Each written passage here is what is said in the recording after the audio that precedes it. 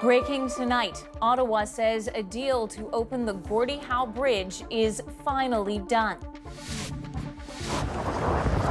On pause since June at the request of the U.S., the long-awaited bridge is now set to open this month. Wildfires tear through southern Spain, trapping some trying to flee. My friends and family live down there and they've had to leave their house, so it's quite scary. The fear it could get even worse. And CRA frustration. The Ontario man still waiting for 2 years of tax refunds. I've been going back and forth with calling agents and being on hold for many hours. The persistent problems despite a government plan to improve service. From CBC News, this is The National with Lindsay Duncombe.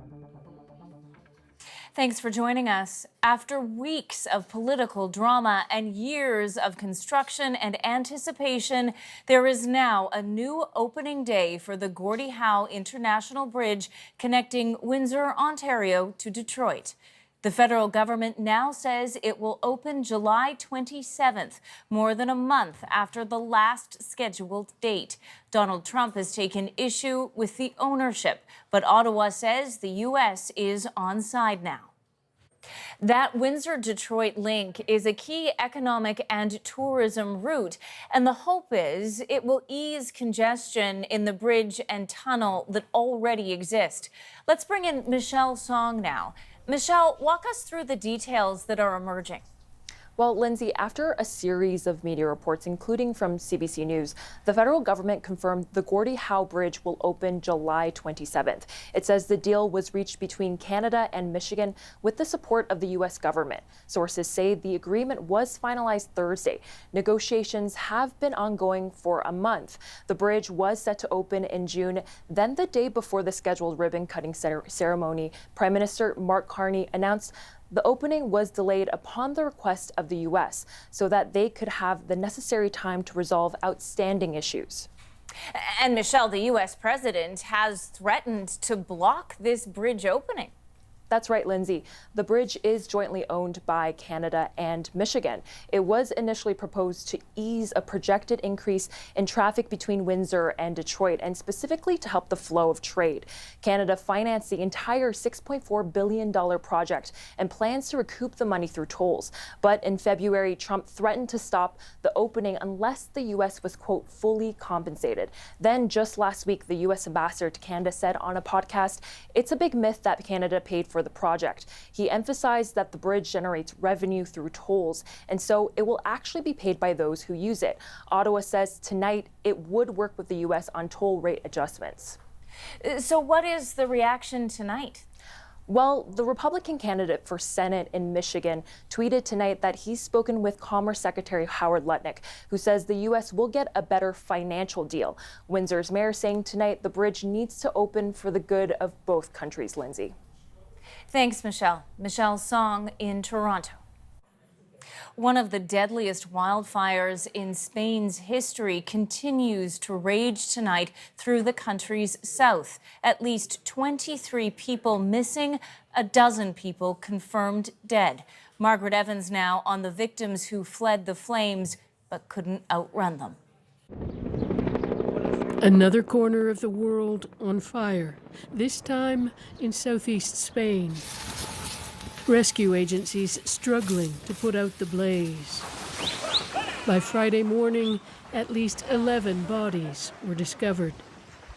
4 of the dead were found in the charred remains of their vehicle, say local authorities.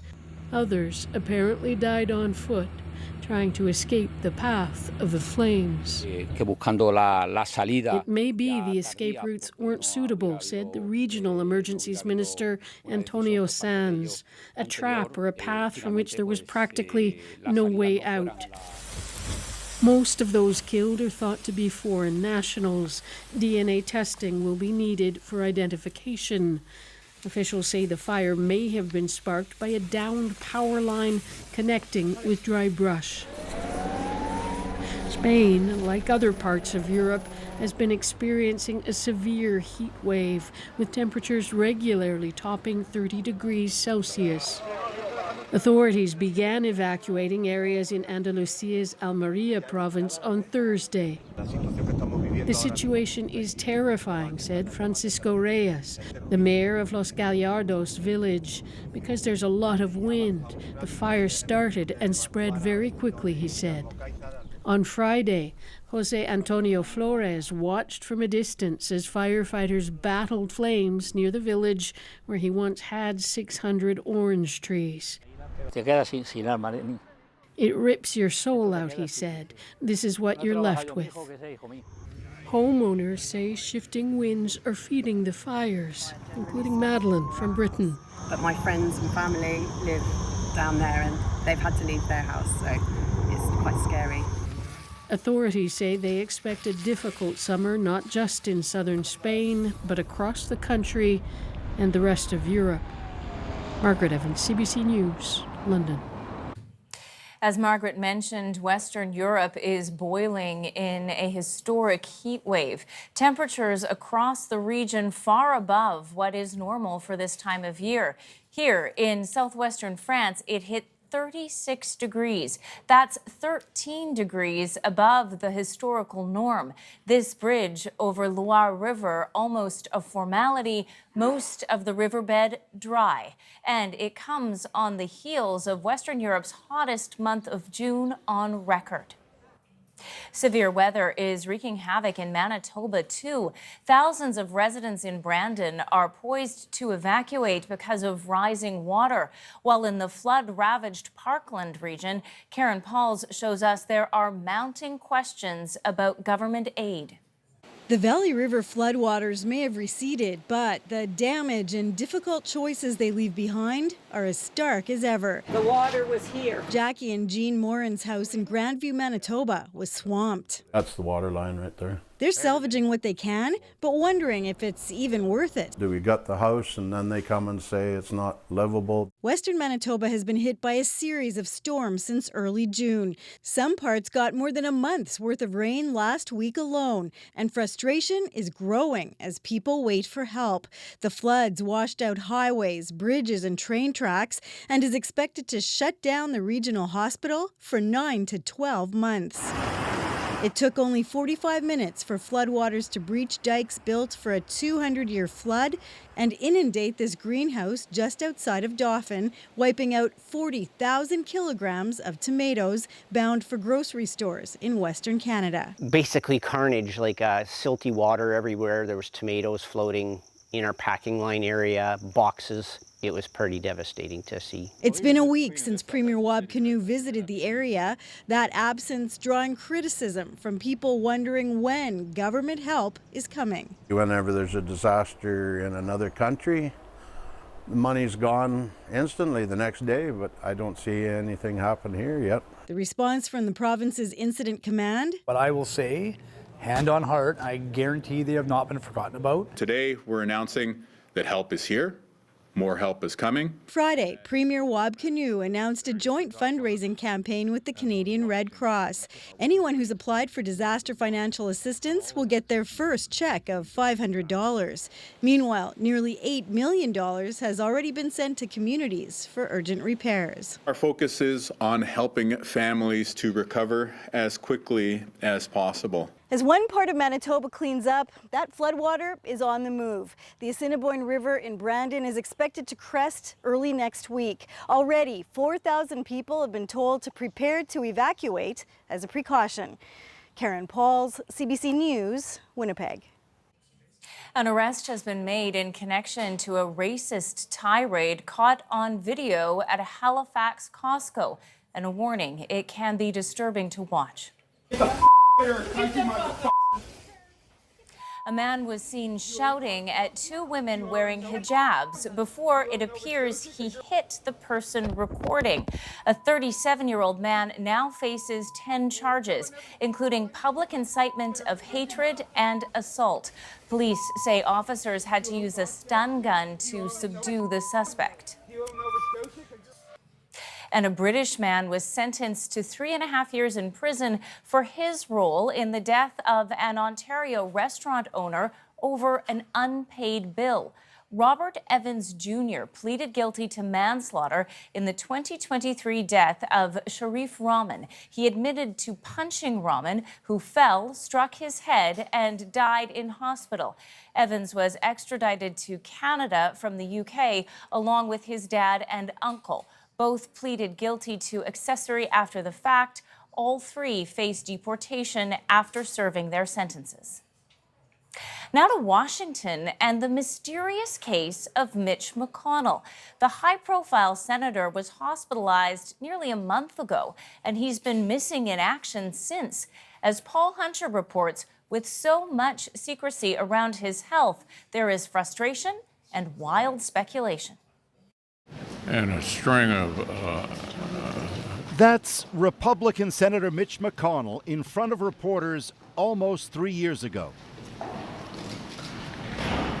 Excruciatingly freezing mid-sentence. Do you want to say anything else to the press? Then helped away. Go ahead, John. Now, 3 years later, it's clear McConnell at age 84 has worsened. Taken to hospital last month, the powerful lawmaker has not been publicly heard from since. Have you spoken to Senator Mitch McConnell since his hospital? No, I haven't. How's he doing? I have no idea. But this being a take-no-prisoners time in U.S. politics, whatever his condition, dark jokes and conspiracy theories have exploded, mainly that McConnell's secretly on life support, kept alive so as to benefit Republicans in the U.S. Senate.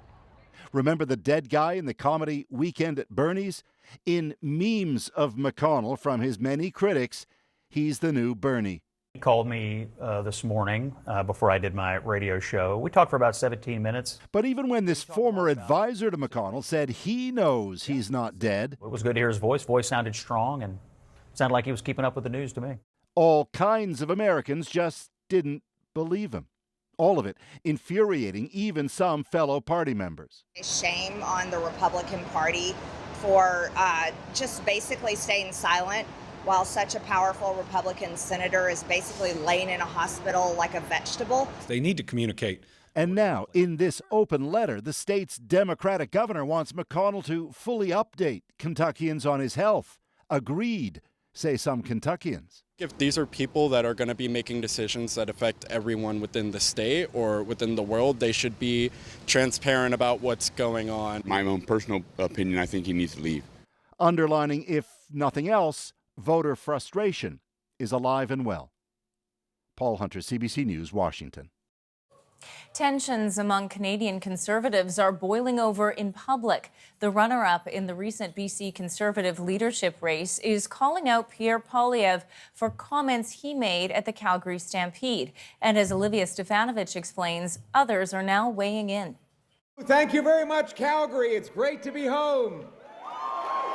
Conservative leader Pierre Poilievre's Stampede speech started off with a routine shout-out to special guests, including the new leader of the BC Conservatives. The future Premier of British Columbia, Carrie-Lynne Finlay. But then he seemed to take aim at her opponent. Fresh off a big win against Liberal lobbyists from out east. That suggestion sparked a backlash amongst some Conservatives online. Hi, Pierre. Caroline Elliott here. The runner-up in that BC race interpreted Poilievre's comments as a swipe against her and hit back. The race is over, and it's time to unite, not divide. That call echoed by her campaign team, made up of big-name Conservative organizers, including some of Poilievre's former staff, and others who worked with Ontario Progressive Conservative Premier Doug Ford, who've criticized Poilievre in the past. When Conservatives, from a position of genuine care, consideration, and desire to see the party succeed, express what could be perceived as critical opinions of the current direction that things have been going, that they shouldn't be treated like traitors. The leader should be spending their time leading and building bridges. The public infighting, a distraction, says this former Conservative political organizer. I think it's unnecessary and unhelpful in terms of increasing the party's numbers in the polls, increasing support. It also takes him off of his own message on affordability, on crime. CBC News asked Poilievre for a response, but didn't hear back. People are united behind the goal. They're united behind Pierre. Some of his MPs, though, are coming to his defense. I think he has a very strong standing in our party. But I think at the end of the day, what people are focused on are trying to get results out of the Liberals here federally. Poilievre passed a leadership review earlier this year handily. Conservative MPs reserve the right to trigger another one at any time. So far, there's no sign of that happening. What are you hearing from inside the Conservative camp, Olivia? Well, some Conservatives, even those critical of Poilievre's remarks, say now is not the time for change at the top. But they say more discipline is needed within the party and unity so they can focus on winning. And while they regroup for the next federal election, they're also bracing for the Alberta fall referendum and preparing for several upcoming by-elections. Thanks, Olivia. That's Olivia Stefanovich in Ottawa. Officials in Ottawa are facing backlash after a major unannounced fireworks show over the city's downtown. It scared me. I was pretty startled, and my cat ran across the street. It was right outside my house, and so everyone ran out on the street and was very confused as to why it was happening. That reaction to this surprise display around 11 p.m. last night, the opening night of Ottawa's Blues Fest Music Festival. The fireworks were reportedly left over from the rained-out Canada Day celebrations. The city says it gave no notice to the public for safety reasons because it didn't want large crowds gathering. It has since received dozens of complaints. An Ontario man is sharing his frustrating story tonight about a CRA mistake he tried to fix only to have it backfire. It started when he noticed a large tax refund in his bank account. Philippe de Montigny explains what happened next. Alex Pilon was stunned when he saw a $24,000 tax refund deposited into his bank account in March of last year. He hadn't even filed his tax return yet. So it was clearly a mistake. He contacted the Canada Revenue Agency and returned the full amount within days. But then his account was blocked. And now, a year and a half later, he still hasn't received his tax refunds, totaling $3,300. I've been going back and forth with calling agents and being on hold for many hours. For, at the end, nothing. He's just one of thousands of Canadians frustrated with the CRA. Last fall, Ottawa ordered the federal agency to reduce delays and improve its service. Despite hiring 2,500 employees in its call centers, the union representing CRA workers says it didn't clear the backlog. Our members are feeling the pressure. They're short-staffed, especially in the taxation centers when they're processing the taxpayers' files, and there are delays. In the past year, Canada's taxpayers' watchdog reported a 27% spike in complaints received by the CRA. It's currently investigating how the agency operates and what options are available to Canadians who experience issues. It's something that is becoming pressing when it's 2 years. It may not seem important, but for those people, it is. It's very important. The CRA would not comment on Pilon's case, citing privacy reasons. In an email, a spokesperson told CBC News the agency is committed to resolving reported incidents. I feel as a citizen, there's not much we can do. Pilon has turned to his local MP's office for help. He says he's feeling frustrated and powerless as he waits for the CRA to resolve the problem. Philippe de Montigny, CBC News, Toronto. Keep going. Transport Canada has seized a boat belonging to the same BC fishing charter company whose other boat sank 2 weeks ago, leaving 7 people dead or presumed drowned. The order says the boat, operated by Top Vancouver Fishing Charter, was not registered or marked properly, and that it is a pleasure craft being used as a commercial passenger vessel. The company's other boat hasn't yet been recovered from where it sank. Some terrifying moments on board a morning Ryanair flight from Greece after a window broke and a passenger was reportedly partially sucked out. Some on board told local media fellow passengers had to pull the man back into the plane. A Greek hospital official says a 61-year-old was treated for neck and shoulder injuries and friction burns. Ryanair says the flight returned to the airport shortly after takeoff. The Toronto Tempo are making history tonight in Montreal. Canada's only WNBA team set a league attendance record. Nearly 21,000 fans took in the first ever game at the Bell Centre. Alexander Silberman shows us what this moment means for women's basketball. The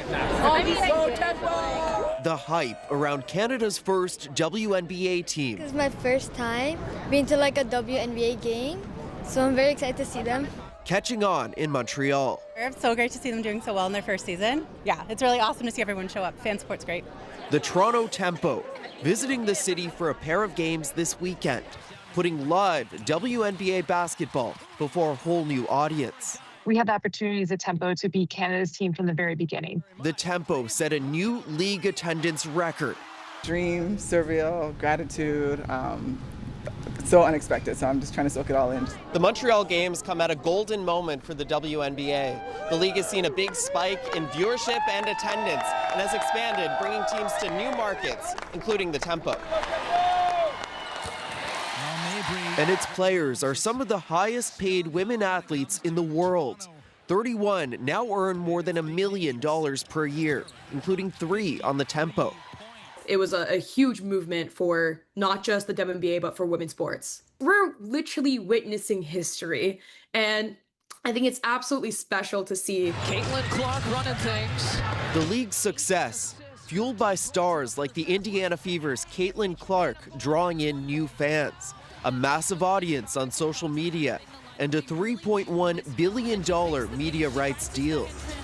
Truly, this is a global movement. It enhances the role models that girls and young people have access to in this country. Having someone like Toronto Tempo helps women's sports, girls' sports, inspires them to do better. The new fans joining the pride around Canada's first team and a soaring excitement for women's sports. Alexander Silberman, CBC News, Montreal.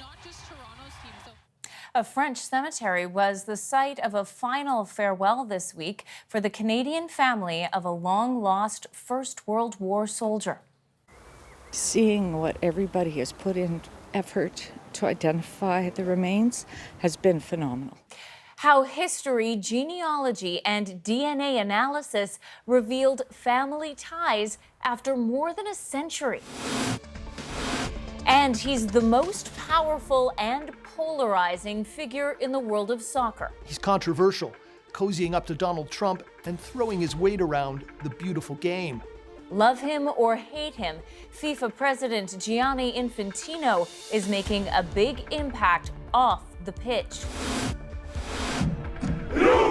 And later, a Norwegian soccer fan clings to history and pushes back against his fellow supporters' Viking row. When they were sailing across the Atlantic, they sailed, they didn't row. That's later in Our Moment. We're back in 2.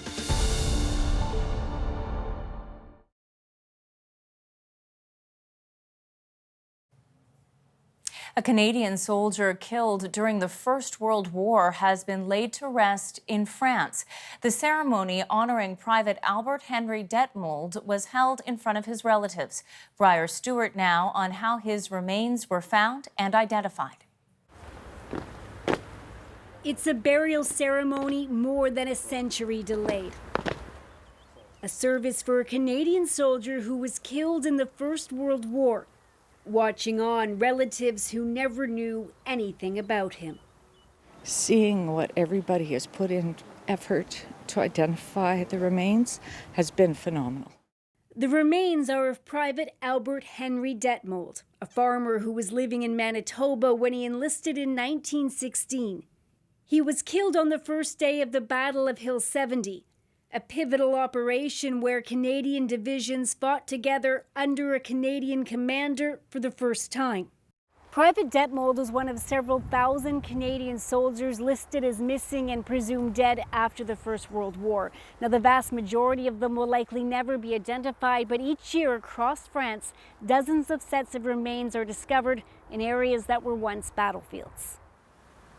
During the construction of a nearby hospital, around 120 sets of remains were found along with battlefield artifacts, everything from a canteen to pieces of uniform. You have what we call the Canadian button. Oh, wow. In Private Detmold's case, he was found with a number of his belongings, and there's a reason for that. His body, he was lying on his back. He had his hands joined. So we knew he was buried at the time, but it was probably forgotten. That wasn't until 2020. It took 6 years to get to this moment. His identity was confirmed through DNA testing. It was far more emotional than I expected. Representing the family has just been such an honor. He is no longer missing. 2 chaplains presided over the service, including a rabbi, as Detmold came from a prominent Jewish family in Britain.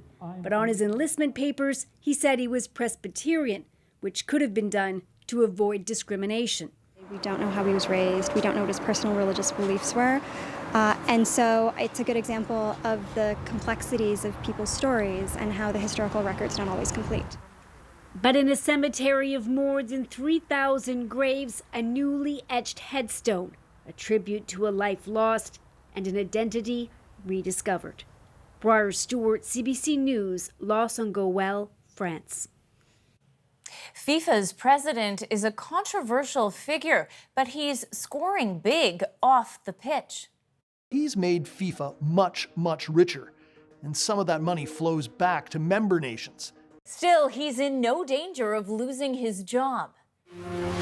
And a battle is brewing in an Ontario town with a long history of dealing with nuclear waste. And now we're being asked to host the largest nuclear plant in the world. We revisit why residents are banding together to push back. The National breaks down the stories shaping our world next.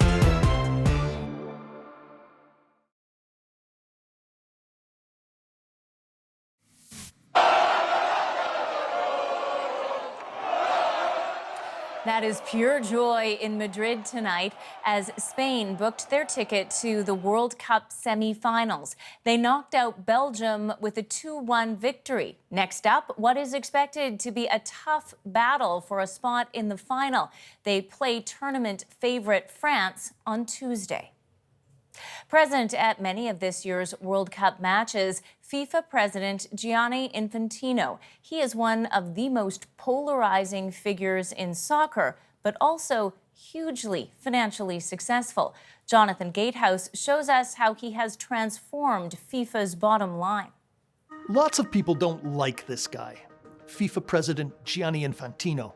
He's controversial, cozying up to Donald Trump and throwing his weight around the beautiful game. But he's made FIFA much, much richer, and some of that money flows back to member nations, Canada included. How did he do it? The biggest change has been the expansion of the Men's World Cup tournament from 32 to 48 teams. More games means more ticket sales, larger TV deals, and more commercial sponsors.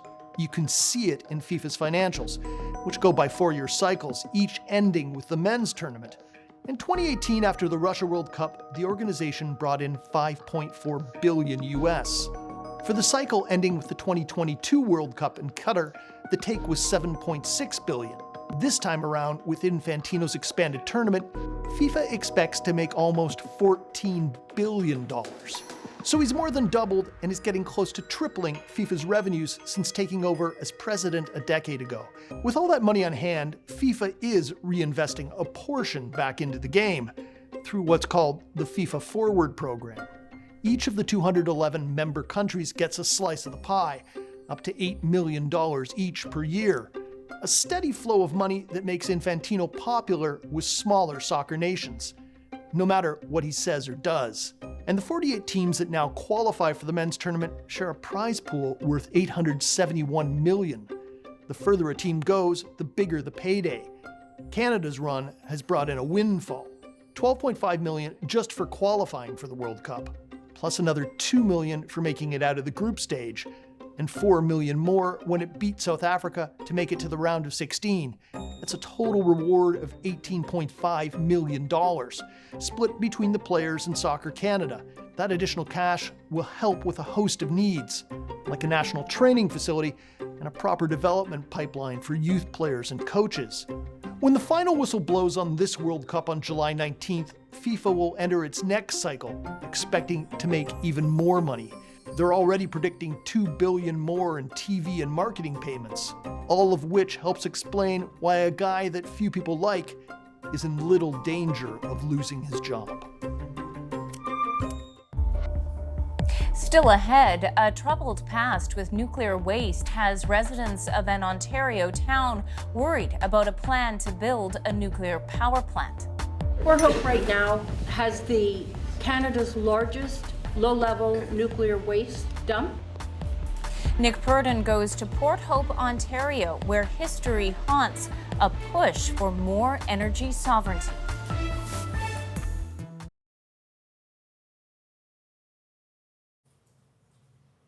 The federal government has released its ambitious new nuclear strategy. It wants to build up to 10 nuclear reactors in Canada. This comes as the Ontario government proposes to build a nuclear power plant in Port Hope, Ontario. But as Nick Purdon explains, that town has its own troubled history with nuclear waste. We finally have an opportunity to stand up and ask you questions, and you're going to shut us down? That's not right. And I know this is an emotional topic. It should be for everybody. I know. The pushback works, I can appreciate and the that, meeting but keeps going. Port Hope right now has Canada's largest low-level nuclear waste dump. And now we're being asked to host the largest nuclear plant in the world. That's what the Ontario government is proposing here in Port Hope, just about an hour east of Toronto. A new nuclear power plant. But what you need to know is around here, nuclear has a long history. Let me explain. It was here in Port Hope, Ontario in the 1940s where uranium was refined and used in the atomic bombs the US dropped on Japan during World War II. In the years after, as uranium continued to be refined here, the radioactive waste, much of it sand and soil, and which wasn't really considered hazardous at the time, got spread all over town.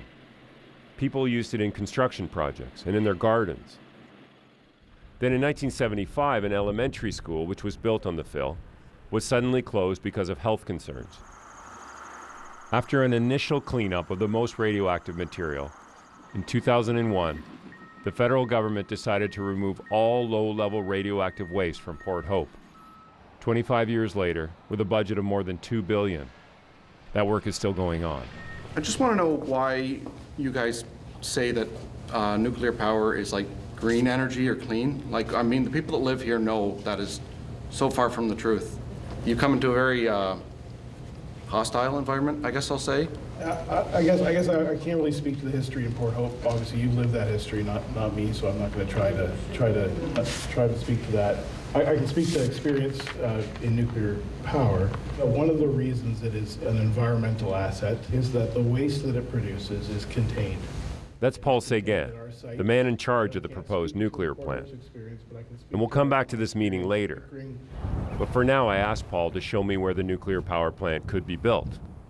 And we meet just outside Port Hope in the village of Wesleyville. So what we're looking at here is an area of the site where we're exploring the potential to build one of the largest nuclear power plants in the world, up to 10,000 megawatts. That's enough power for 10 million homes. The building you see there, that's an old oil power plant that will be demolished. Why build it here? For 50 years, Ontario Hydro and now Ontario Power Generation have maintained this site.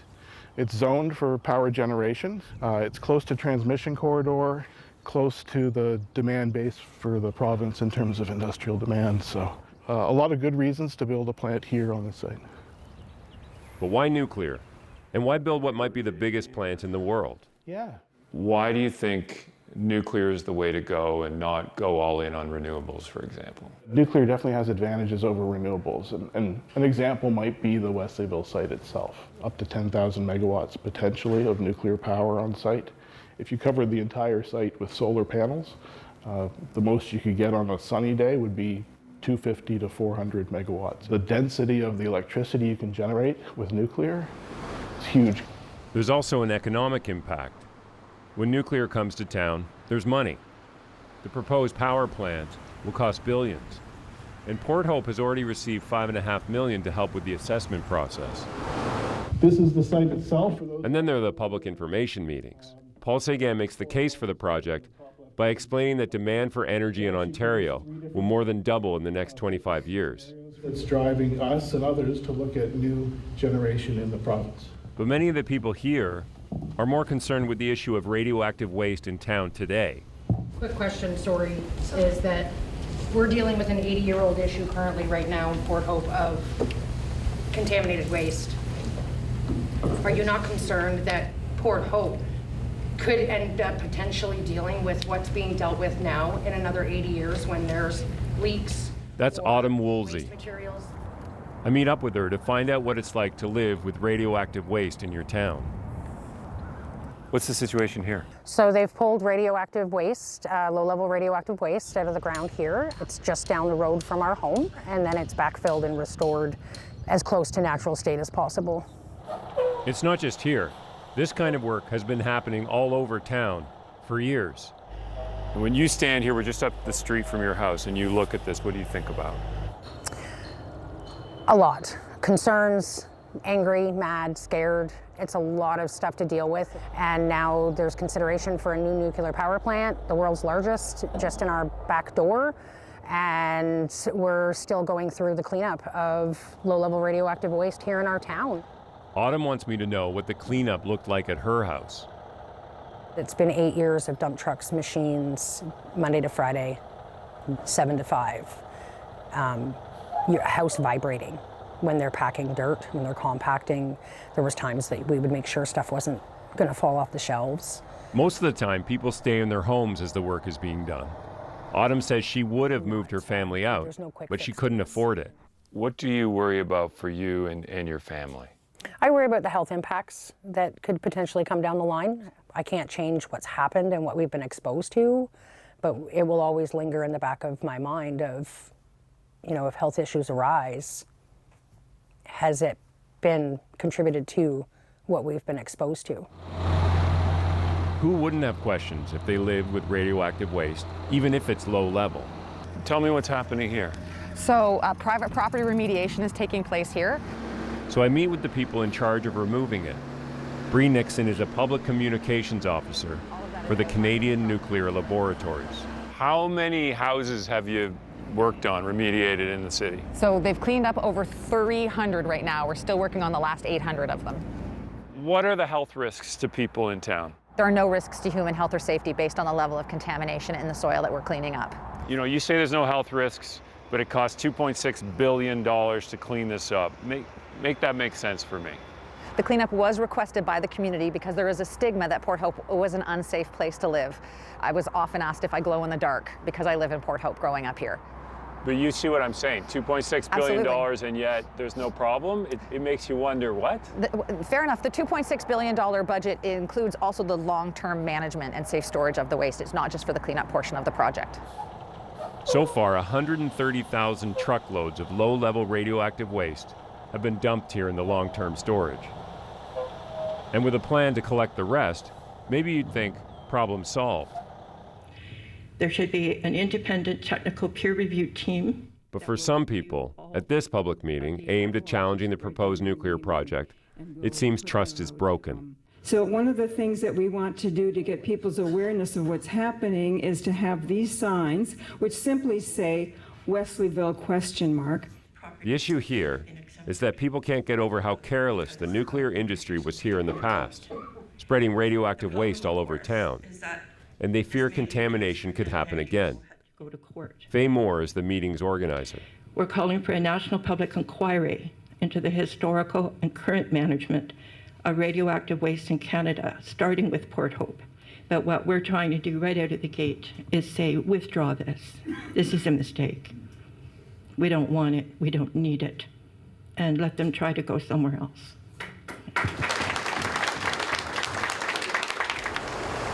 For Port Hope, a town of fewer than 20,000 people, saying no to a nuclear plant would be saying no to tax revenue, as much as $10.5 million a year. It's no doubt a once-in-a-generation opportunity.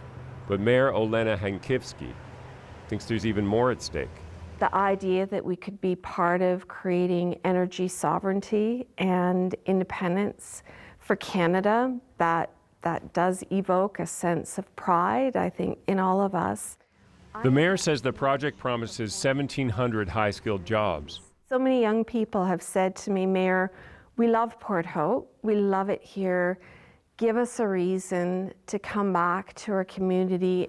And this is an opportunity for me to say to them, you can live here, you can raise a family here, you can have amazing quality of life, and you can have a wonderful job. At the public information meeting, the mayor gets a taste of what some people think of the project. Plume analysis shows that it's going to float right by us if we do have a major accident. So we're all going to be living under this potential risk. I'm happy to keep answering your questions. If you ask me a question that I can answer, then maybe I can demonstrate accountability. I'd like that. Then Paul Séguin, the man in charge, gets the question everybody here wants answered. You're coming into a town where we're struggling with accountability and transparency. How do you anticipate addressing that very serious issue in Port Hope? That is part of why we're here tonight. To me, first and foremost, that is what it is about. It's to be transparent. I'm not up here trying to convince you, just trying to give you information as best as I understand it. For some people here in Port Hope, there's stigma around nuclear, there's fear around nuclear. Did you consider that when you picked the place? We're certainly aware that there's a history with nuclear here in Port Hope. The nuclear industry has learned a lot over the decades and is a very different industry than it was in the 60s, 70s, 80s. How we're able to manage all of the waste that comes out of nuclear power very precisely in a way that contamination doesn't spread, it doesn't contaminate lands around our sites. So, first I'll say thank you for bringing that forward. As the meeting winds down, I think about how every large-scale project has people for and against it. And if you have any questions, perhaps it's how we deal with that if you think it's something we need that will ultimately shape our future. Thank you very much. Thank you.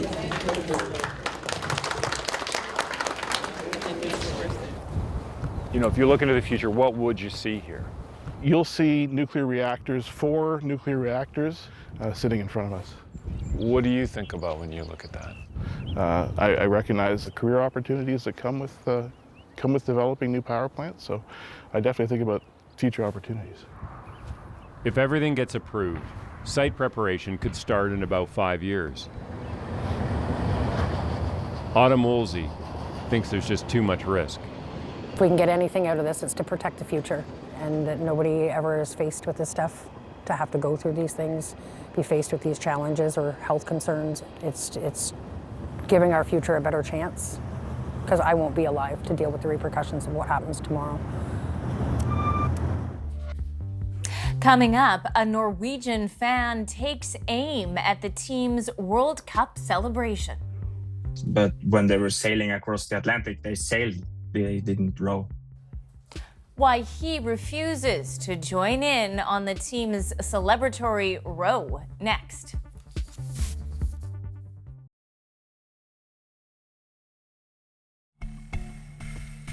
Norway has been making some noise this World Cup, most notably for their signature celebratory row to honor the country's ancient Vikings.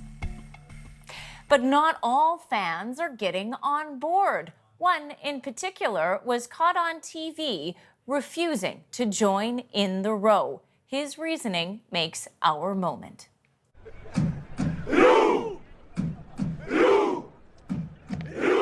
I was at the Norway-Senegal game. Then I didn't row and I got caught on TV. In Norway, they're doing the row because the Vikings They rowed up rivers and things like that, but when they were sailing across the Atlantic, they sailed, they didn't row. I thought that the idea was stupid.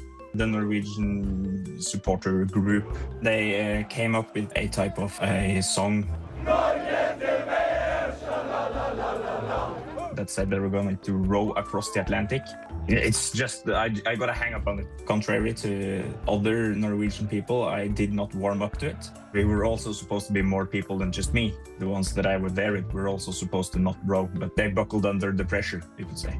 I like watching them. I wasn't alive the last time Norway was in World Cup. It's been amazing to watch them. I will not row. Norway plays England tomorrow in the quarterfinals. He tells us he will be watching the game at home, and if they win, he says he will celebrate on his couch with a beer, and no rowing will occur. From all of us here at the National, thank you for being with us. I'm Lindsay Duncombe. Take care.